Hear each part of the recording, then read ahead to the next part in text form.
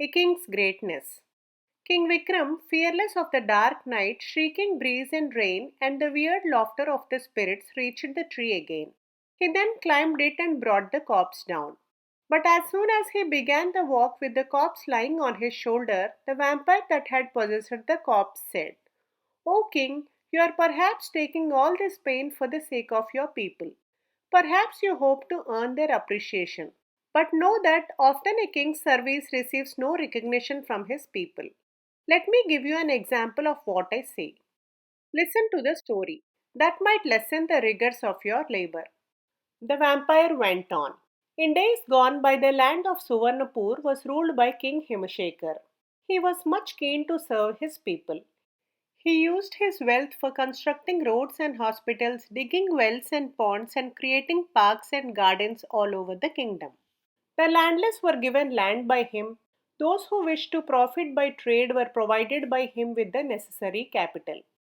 But even after doing all such things, the king did not rest satisfied. He tried to find out still new ways of serving the people. He often asked his minister to undertake tour of the kingdom and to ascertain how the people took the good things he was giving them. His ministers and courtiers thought that the king was doing all such things so that his subjects will sing his glory. They kept on telling the king, "Our people are so much pleased with you that they gather in temples and pray for your long life." The king was happy. But one night he thought, "Although I have done so many things for the benefit of the people, I should know if they have still some grievance." Accordingly, he took the disguise of an old traveler and went out into a remote area of his kingdom. He galloped into a remote part of his kingdom and left the horse in front of a tavern. Then he walked through the nearby villages. It was not easy to find people who would be talking of the affairs of the state. But he moved on from village to village without losing patience. At one place, at last, he heard some merchants talking about themselves. Evidently, two of them were from the neighboring kingdom. One of the two said, "We are deeply impressed by all that your king has done for you. Each man in this kingdom lives like a prince." "Is that what you think?" replied another merchant, a native of Suvarnapur.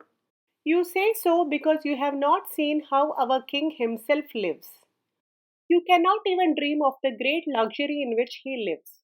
If you could, you won't call us princes." My friend is right.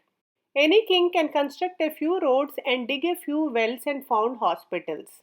Our king has done nothing special, commented the other native of Suvarnapur.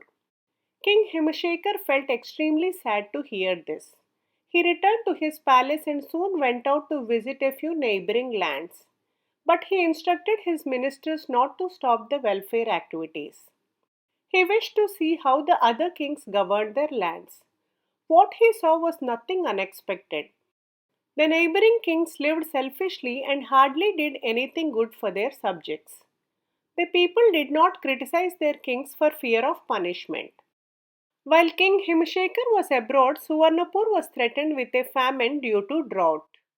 As soon as the king got the information, he rushed back home. He dug deep ponds here and there and also a canal and saved whatever crop he could. He had luckily stored a huge quantity of grain. He distributed the stock among the needy people. Now, when he visited different areas of the kingdom in disguise, he heard people saying, "We are lucky to have Himashekar as our king. He is the most benevolent and compassionate king in the world." The vampire paused for a moment and asked, "O King Vikram, why were the people critical of the king although the king had done so much for them? How is it that the king instructed his ministers to continue the welfare work in spite of the people's ungratefulness?